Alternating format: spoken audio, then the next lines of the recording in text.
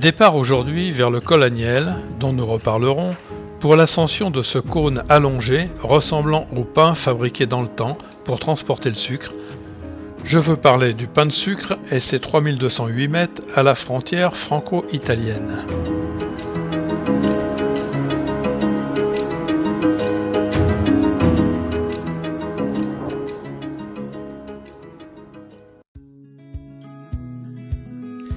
Nous allons faire l'ascension du pain de sucre par l'itinéraire du col Vieux jusqu'au pied de la pyramide terminale.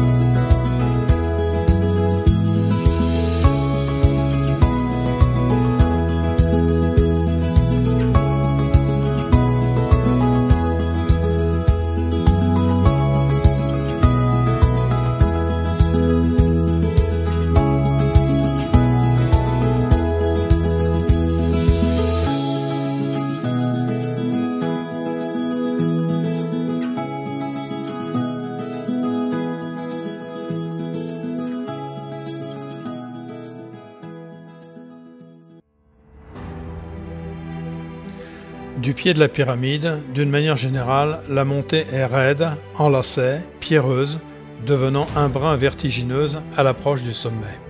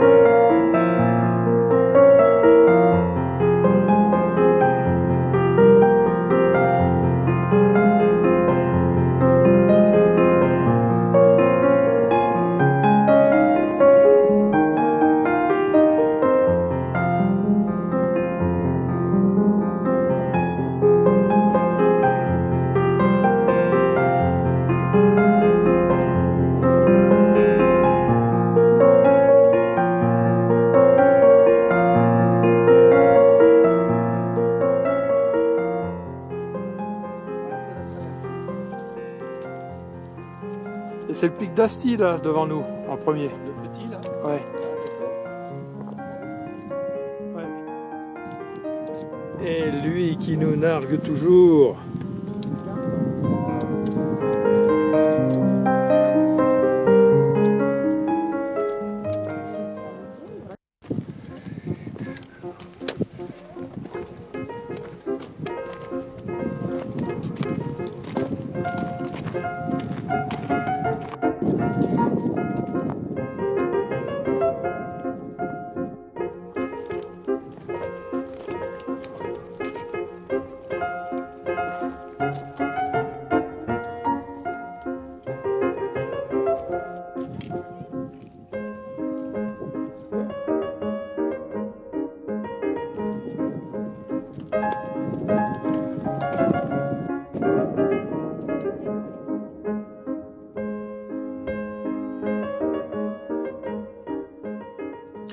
Alors ce col Aniel, parlons-en.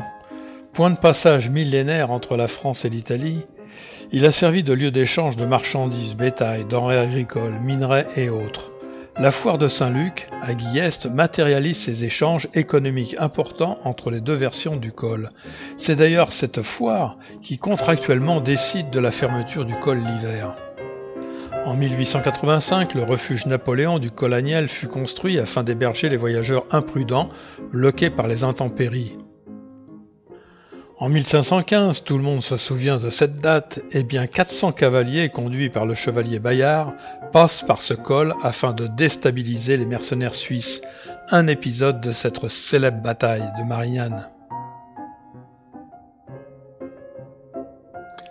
La route actuelle ne date que de 1973, le plus haut col routier transfrontalier à la faveur des grands tours cyclistes, je veux évidemment parler du Tour de France.